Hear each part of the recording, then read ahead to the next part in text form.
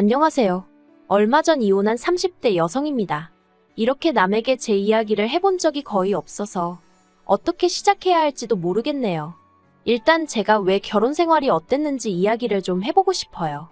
이미 이혼까지 한마당에 굳이 그런 이야기를 못하러 하고 싶어 하냐 하실 수도 있겠지만 제 나름대로의 마무리라고 할까요? 혹시나 이 이야기가 남들 입을 타고 시어머니 귀에 들어가면 더 좋을 것 같기도 하고요. 하긴 이제 제 시어머니도 아니지만 달리 부를 호칭이 마땅치 않아 일단은 어머님이라고 부르긴 해야겠네요. 아무튼 저희 어머님은 아직도 저와 당신 아들이 왜 이혼을 했는지 납득을 못하십니다. 아니, 오히려 제 탓이라고 생각하세요. 야박하고 못된 며느리, 아마 결혼 생활 내내 어머님께 저는 그런 며느리였던 모양입니다. 하지만 어머님의 그 밑도 끝도 없는 욕심을 맞춰줄 사람이, 그것도 아무 조건 없이 대가 없이 말이에요. 이 세상에 몇이나 될지 물어보고 싶네요. 친구의 소개로 만난 남편은 사람이 밝지만 동시에 내면엔 슬픔이 가득한 사람이었습니다. 처음엔 이유를 알지 못했기에 그저 감수성이 풍부한 사람 정도로만 이해를 했고요. 하지만 연애를 시작하고 얼마 지나지 않아 같이 술을 마시다가 남편의 가족관계를 알게 되었습니다. 제 어머님은 아버님의 두 번째 처였어요. 물론 정상적으로 이혼하고 재혼한 부인이라면 요즘 세상에 흉일할 것도 못 되지요. 하지만 그런 게 아니라 아버님께서 아픈 첫째 부인을 내버려두고 지금의 어머님과 살림을 차리셨던 거예요. 그 과정에서 자식, 그러니까 제 남편까지 낳으신 거고요. 드라마에서나 나올 법한 이야기라 솔직히 저도 너무 충격이었습니다. 아무튼 이후로 첫째 부인이셨던 큰어머님이 돌아가시면서 이렇게 표현해도 될지 모르겠지만 지금의 어머님이 자연스레 그 자리를 꿰차게 되셨다대요. 문제는 아버님을 제외한 친가 쪽 누구도 어머님을 곱게 봐주는 사람이 없었다는 거지만요. 그리고 남편에게는 배다른 형제, 위로 3살 많은 아주버님도 있습니다. 그 아주버님과는 당연히 사이가 좋지 않고요. 아무튼 그런 환경에서 자라다 보니 남편은 아버님과 아주버님에게 상당히 거리감을 느끼고 있었던 반면 어머님과는 다른 모자지간들과는 달리 더 끈끈한 애착관계가 형성되어 있던 거지요. 하지만 이런 가정환경이 솔직히 제 결혼 생활에 영향을 끼칠 거라곤 생각하지 못했습니다. 남편이 어머님을 많이 걱정하는 건 알고 있었지만 소위 마마보이의 기질은 보이지 않기도 했고 결혼 이야기가 본격적으로 오가던 당시에 어머님이 저를 무척 마음에 들어 하시며 정말 잘해주셨거든요. 그래서 저도 아무래도 집안 사정도 다 알던 상황이었으니 이제 어머님께 아들만 있는 게 아니라 믿을 만한 며느리도 있다는 사실을 꼭 느끼게 해드리고 싶었어요. 하지만 결혼하고 얼마 지나지 않아서 어머님이 저를 왜 마음에 들어 하셨던 건지 알게 되었고 그 이유가 솔직히 달갑지만은 않았습니다. 형편이 변변치 않았던 시댁과 달리 친정은 궁색하지 않아요. 초등학교 교장 선생님까지 하시고 퇴직하신 친정아버지와 간호사로 일하시던 친정어머니 밑에서 비교적 여유 있는 10대, 20대를 보낼 수 있었지요. 자식이라곤 저 하나가 전부라서 저에게 필요한 것이라면 가능한 전폭적으로 지원해 주셨고요. 그래서 덕분에 저도 대학교 졸업 후 바로 대기업에 입사할 수 있었다고 생각합니다. 뿐만 아니라 저에게 미리 증여해 주신 아파트가 있었기에 저희는 어느 다른 대부분의 젊은 부부들과 달리 비교적 여유로운 결혼 준비가 가능했어요. 하지만 시댁은 원래는 아버님을 포함해 형제분들이 가족 사업을 했었는데 언젠가부터 형제분들이 아버님을 시샘하면서 쫓아냈다고 하대요. 그리고 이후로는 지인들에게 묻고 물어 소일거리를 하면서 그럭저럭 생활만 이어나가고 계신 상황이었고요. 하지만 이런 상황 때문에 친정에서 결혼을 반대하거나 그런 일은 없었습니다. 일단 남편이 저희 부모님께 너무 잘했거든요. 저희 부모님이 가족관계나 재산 등과는 상관없이 자기 한 사람을 봐주시는 게 너무 감사하다면서요. 그리고 당연히 제 입장에서는 결혼 상대가 그런 소리를 하니 감동할 수밖에 없었고요. 그리고 남편 말대로 저희 친정 부모님은 정말 남편의 사람됨됨이를 가장 중요시 여기시는 분들이었습니다. 부모님이나 재산 같은 건 남편의 의지대로 바꾸고 선택할 수 있는 문제가 아니니 그런 것들로 남편을 비난할 생각은 전혀 없다 하셨지요. 그렇게 저희 두 사람의 결혼에 대해 정리해보면 저는 집을 해간 셈이었고 남편은 현금 3천의 혼수를 들고 온 상황이었습니다. 그리고 저는 제가 손해를 봤다면 손해를 본 거지 절대 어느 면에서도 득을 봤다고는 생각하지 않아요. 심지어 앞으로 벌어올 기대 수입을 생각하더라도 남편이 다니고 있던 직장보다는 제가 다니는 직장이 비교도 안 될 만큼 구조적으로나 재정적으로나 탄탄한 상황이었으니까요. 그리고 저는 맹세하건대 마지막에 남편과 정말 할 말 못할 말이 오가던 그때를 제외하곤 이런 부분들에 있어서 유세를 부린다거나 생색을 낸 적이 없습니다. 앞으로 서로 노력하며 열심히 사는 게 중요하지. 누가 뭘 얼마나 해왔고 그런 걸 따져서 뭐 하나 싶었지요. 그런데 어머님은 그런 저를 기특하게 봐주시는 게 아니라 오히려 더 받아낼 궁리를 하시대요. 결혼 전 남편은 어떻게 보면 시부모님께는 유일한 희망이자 기댈 곳이었던 모양입니다. 아주버님은 아버님에게 배신감이 든다며 명절이나 아버님 생신같이 어쩔 수 없는 경우에만 예의상 얼굴을 비출 뿐이었지 맞으라고 해서 크게 무슨 역할을 하는 건 아니더라고요. 그리고 저는 몰랐는데 남편은 매달 어머님께 50만 원씩 용돈을 드리고 있었어요. 아버님도 모르게 말이에요. 제가 그 사실을 알게 된 건 결혼하고 2달째 되던 때였는데 어머님이 저희와 식사를 하시던 도중에 이제 며느리까지 받는데 용돈이 느는 게 아니라 어찌 줄었냐며 물어오셨기 때문입니다. 하지만 더욱더 저를 힘들게 한 건 어머님이 저에게 기대하신 게 단지 금전적인 것만은 아니었다는 사실이었어요. 어머님은 제가 친정어머니와 뭐라도 같이 하는 꼴을 못 보시더라고요. 한 번은 친정어머니와 미술 전시회를 보고 근처에서 점심을 먹고 있는데 어머님에게 전화가 걸려왔습니다. 너 어딘데 전화를 이렇게 늦게 받니? 지금 친정어머니랑 같이 있어요. 사돈이나 너나 팔자가 상팔자가 따로 없구나. 나는 이렇게 찌는 집구석에서 혼자 있는데 너 그러고 밖에 있으면 우리 아들 저녁은 언제 준비하냐? 민석 씨도 지금 친구 만나고 있대요.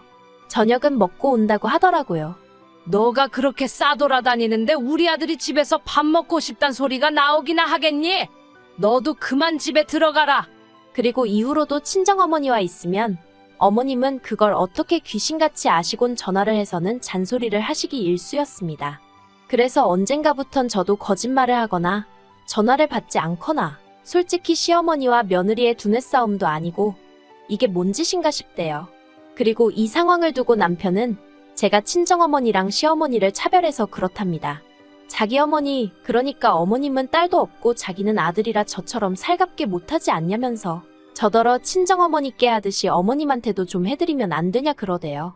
그리고 그때는 아 정말 그런가 하는 생각과 함께 내가 너무 생각이 짧았구나 싶어서 알겠다 했습니다.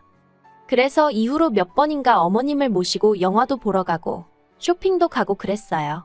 하지만 이내 친정어머니와 시어머니는 절대로 같을 수 없다는 사실을 알게 되었지요. 일일이 말하지 않아도 어느 정도 눈치채셨겠지만 하나라도 더 챙겨주고 싶어 하시고 행여딸이 피곤하진 않을지 걱정해 주시던 친정어머니와 달리 어머님은 모든 것이 당신 위주여야만 했습니다. 그리고 어떻게든 제 지갑에서 10,000원이라도 더 나오게 하시려고 혈안이 되신 분 같았달까요. 티 하나 사드리겠다고 하니까 골프도 치지 않으시는 양반이 요새는 골프 옷을 일상복처럼 입는 게 유행이라 하더라며 30만 원씩 하는 세일도 안 하는 티셔츠를 고르시질 않나. 심지어 한 번은 상견례 때 저희 어머니가 들고 나왔던 뭐 명품 브랜드를 백화점에서 발견하시곤 그걸 사달라고 하시는 거예요. 그래서 제가 죄송하지만 그 정도 사드릴 형편이 안 된다고 했더니 니네 엄마였음 사줬겠지? 그러시대요. 저도 결국 그때는 순간 짜증을 참지 못하고 저희 친정어머니셨으면 당신이 사서 저에게 선물로 주셨을 거라고 한마디 쏘아붙였습니다. 하지만 이런 문제를 떠나서 제가 정말 화가 났던 건 얼마 전에 있었던 일 때문이었어요.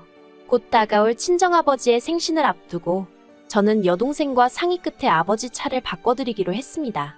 둘이서 원래는 가족 넷이 어디 멋진 나라로 여행이나 한번 가보자면서 10년 넘게 적금을 붓고 있었거든요.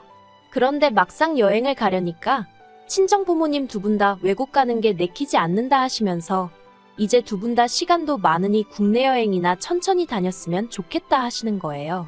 그래서 그러면 어떡할까 하다가 친정아버지 차가 많이 낡았으니 그걸 바꿔드리는 게 어떻겠냐는 이야기가 나왔습니다. 참고로 저희 둘이 모은 돈은 4천 남짓이었어요. 그리고 저는 이 이야기를 남편에게도 했습니다. 솔직히 저와 남편은 생활비는 거의 반반 부담이나 다름없이 지출하며 생활하고 있었고 시댁에 30만 원씩 매달 나가는 용돈을 제외하고도 남편이 저 몰래 어머님을 위해 이것저것 챙겨드리는 걸 알고 있었지만 저는 따진 적이 없거든요. 그래서 친정아버지 선물이 결정되었을 때 저 역시 굳이 숨길 이유를 느끼지 못했어요. 남편이 따지고 들 거라고 예상도 못했고요. 그런데 이게 웬걸. 남편이 그 큰돈이 어디서 났냐면서 계속해서 부럽다는 말은 하는데 그게 굉장히 부담스럽게 들리더라고요. 그리고 이 이야기는 이내 어머님 귀에도 들어갔던 모양입니다. 며칠 뒤 시댁에서 식사를 하던 와중에 갑자기 어머님이 저더러 당신 생일을 알고 있냐입니다. 당연히 알고 있다고 2달 정도 남았네요 했습니다. 그러자 어머님이 당신은 차까진 안 바란다면서 대신 유럽 여행을 다녀오고 싶으시다대요. 저는 뭐라고 할 말이 없었습니다. 그렇다고 무건수행을 하고 있을 순 없어서 가까스로 그러시냐고 잘 다녀오시라고 했지요. 그랬더니 어머님이 그게 무슨 뜻이냐며 니들이 보내줘야 할 거 아니냐입니다. 정말 할 말이 없더라고요. 왜 저희가 보내드려야 하냐 따지기도 싫었어요. 따져봤자 어떻게 나오실지 그 레파토리는 이미 줄줄줄 외울 만큼 들어왔으니까요. 그리고 남편은 중간에서 눈치를 살살 보더니 너무 갑작스럽다면서 우리도 한번 상황을 보겠다는 이도저도 아닌 대답을 하더라고요. 남편이 돼서는 아니다 싶은 건 자기가 나서서 딱 잘라주면 좋겠는데 말이에요. 그리고 그렇게 집에 와서 저희 부부는 사흘 동안 한마디도 섞지 않았습니다. 화도 나고 답답하고 그렇다고 남편하고 이야기해봤자 그 속이 풀릴 것 같지도 않아서 제가 피했던 것도 있어요. 그리고 마침내 남편이 먼저 말을 걸어왔습니다. 가까스로 한다는 소리가 장인 장모님은 이제 안 가본 곳 없이 다 다녀보셨고 이번에 당신이 처제랑 차도 바꿔드리기로 하지 않았냐? 그런데 우리 부모님은 일본 한번 다녀오신 게 전부고 다른 나라는 구경도 못 해보셨다. 그러니 이번에 저희가 적금 들었던 거 깨서 유럽 한번 보내드리면 안 되냐입니다. 어이가 없어서 그럼 당신 돈으로 보내드리라 했습니다. 그랬더니 뻔뻔하게 한다는 소리가 자기가 돈이 어딨냐대요. 그래서 없으면 못 보내드리는 거지. 원래 없으면 못하는 게 맞는 거라고 저도 받아쳤어요. 그러자 남편이 저더러 진짜 너무한다면서 장인 장모님은 누릴 거 다 누리고 사시는데 자기 부모님도 그렇게 좀 살면 안 되는 거냐입니다. 어이가 없어서 제가 남편더러 우리 부모님이 누릴 거 누리고 사시는데 시부모님이나 당신이 뭐 보태준 거 있냐고, 사람이 사는 게 다 다르지 어떻게 다 같을 수가 있냐고, 능력대로 사는 거지 하고는 소리를 질러버렸네요. 그리고 그 싸움을 계기로 남편은 집을 나갔습니다. 저처럼 치사하고 더러운 여자랑은 못 살겠다며 잘못을 인정하면 그때 연락하라나요. 어이가 없어서 나야말로 당신처럼 욕심 많은 사람하곤 못 산다고 다신 들어올 생각도 하지 말라고 했습니다. 그런데 이때도 남편이나 저나 둘 다 이혼 얘기는 안 했어요.